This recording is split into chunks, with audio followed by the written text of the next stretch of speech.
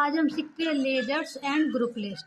Ledgers क्या होता है, जब हम टैली में एंट्री करते हैं तो हमको लेजर बनाने पड़ते हैं। जैसे एक्यूट इनकम, रेंट क्या होगा, करंट एसेट्स। अब करंट एसेट्स ये क्या है, ये उसकी ग्रुप लिस्ट है। करंट मतलब जो हमको करंट में मिलने वाला है, एसेट मतलब संपत्ति, जैसे कि रेंट हर मंथ मिलने वाला होता है तो करंट एसेट आएगा। एडवर्टाइजमेंट एक्सपेंसेस ये होगा हमारा इनडायरेक्ट एक्सपेंस। एक्सपेंस में क्या होगा, जैसे कि जो खर्चे होते हैं वो इनडायरेक्ट एक्सपेंस होते हैं। जैसे रिपेयरिंग, चार्जिंग, जैसे हम कुछ करने गए हमारा कुछ खर्चा हुआ तो वो इनडायरेक्ट एक्सपेंस होगा, ठीक है। डोनेशन, डिस्काउंट ये इनडायरेक्ट एक्सपेंसेस। और बैंक बैलेंस इसकी लिस्ट होगी बैंक अकाउंट, ये बैंक अकाउंट में जाएगा। सैलरी पेबल, रेंट पेबल ये होगा हमारा current liabilities.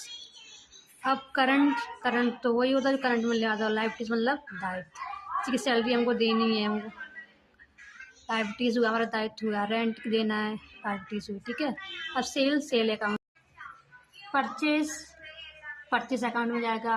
Bills receivable current assets, मतलब रिसीव हो रहा है तो करंट एसेट्स है। और बिल्स पेबल, बिल्स हमको भरने हैं बिल्स तो करंट लायबिलिटीज़, मतलब हमारा दायित्व भरना है।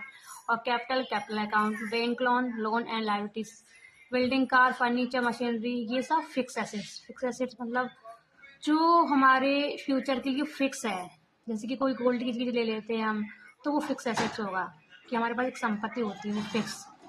कभी भी डेटर्स, परचेज को बोलते हैं सन्ड्री क्रेडिटर और सेल को बोलते हैं सन्ड्री डेटर्स।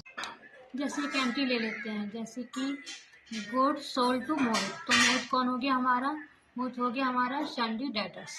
अगर गुड्स परचेज टू मोहित तो मोहित होता हमारा सन्ड्री क्रेडिटर्स। सिंपल, कोई कंफ्यूजन नहीं।